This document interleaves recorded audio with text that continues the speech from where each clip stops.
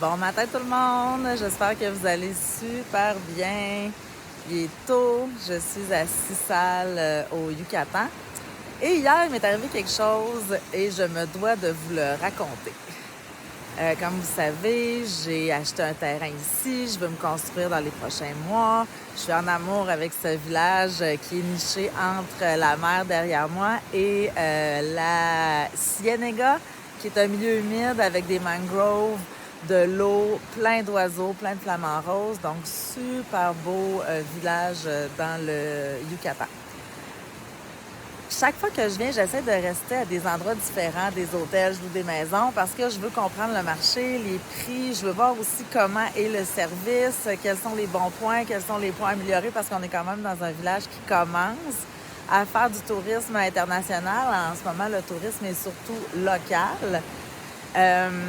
Et je m'intéresse beaucoup à savoir ce qui est sur le marché. Par contre, c'est très difficile parce que c'est pas comme si je pouvais aller sur Centris pour voir qu'est-ce qui se vend à Sisal dans ce temps-ci. Donc, il faut que j'aille avec le bouche à oreille. Et hier, j'ai appelé mon amie Maricela, qui a un hôtel ici dans lequel j'ai déjà habité. Et j'ai dit, écoute Maricela, dis-moi qu'est-ce qui est en vente dans ce temps-ci de ton côté. Maison, terrain, je vous donne un petit peu le budget. Donc, on part hier soir pour aller visiter des propriétés. La première propriété qu'on s'en va visiter, je suis en retard pour X, Y raison et on part, il commence déjà à faire noir. Là, on arrive, là, je dis, on est proche, je dis, Maricela, c'est à côté de où est-ce que j'ai acheté mon terrain, c'est parfait ça, j'aimerais ça avoir un autre terrain dans le même coin. Finalement, on arrive en avant de mon terrain. Je dis, Maricela, c'est moi qui ai fait faire le chemin là, pour se rendre. C'est mon terrain. Elle me dit, est-ce que tu l'as payé? Je dis, ben oui, je l'ai payé.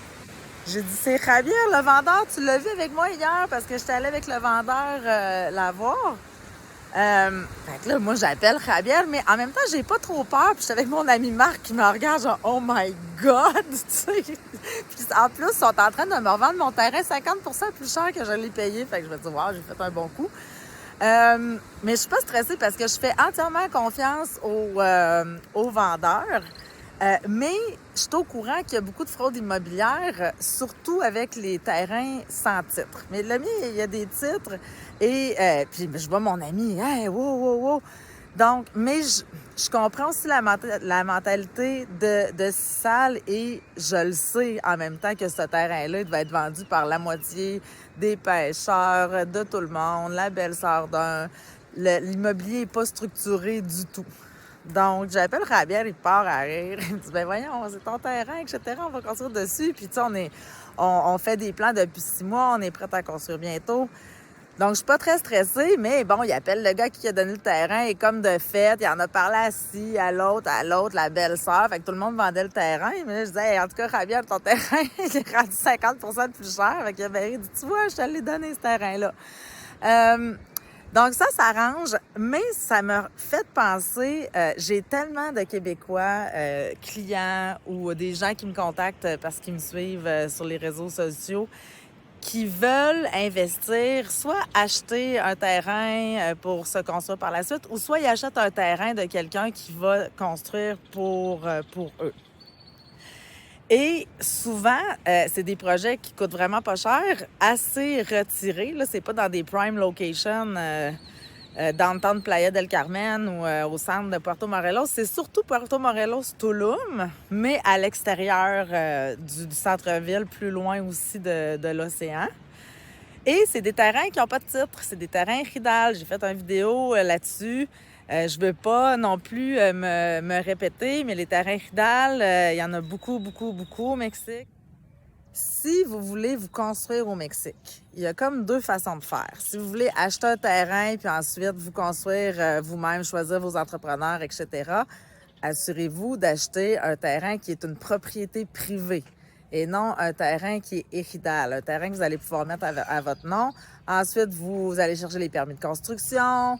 Des fois, il y a des permis aussi de médio ambiental pour ce qui est de la préservation de l'environnement qu'il va falloir aller chercher.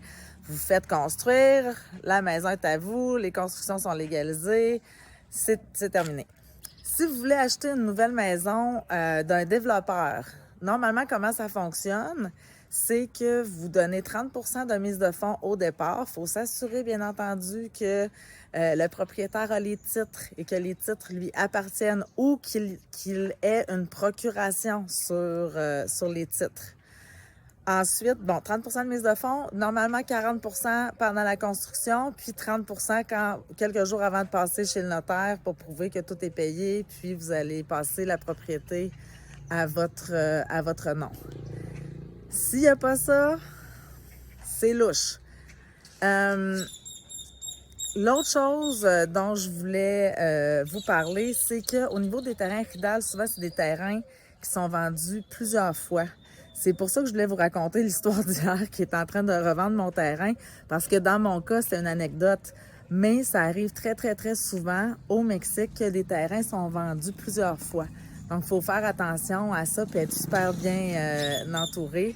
Pas faire confiance à n'importe qui pour avoir du succès en immobilier. J'ai tellement entendu d'histoires d'horreur, puis je comprends pas des fois pourquoi les gens font des choses ici qu'ils feraient jamais à l'étranger.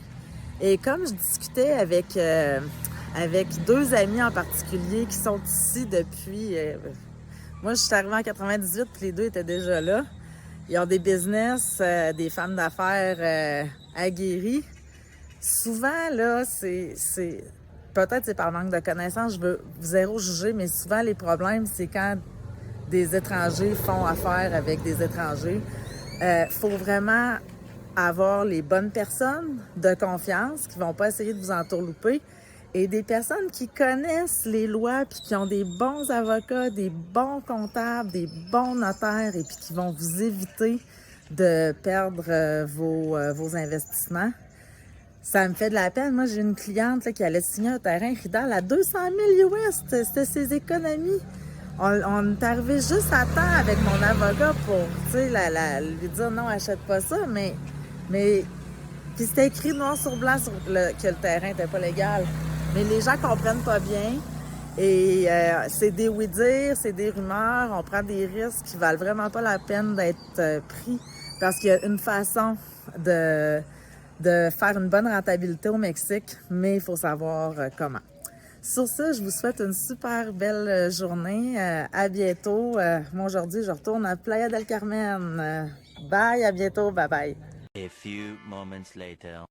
On a décidé de faire un petit complément aux vidéos que j'ai faites tantôt. Parce qu'au début, je vous raconte comment, hier, avec Maricela, je suis allée visiter un premier terrain qui est un terrain qui m'appartient déjà. Le deuxième terrain qu'elle nous amène voir, j'étais avec mon ami Marc qui filme en ce moment.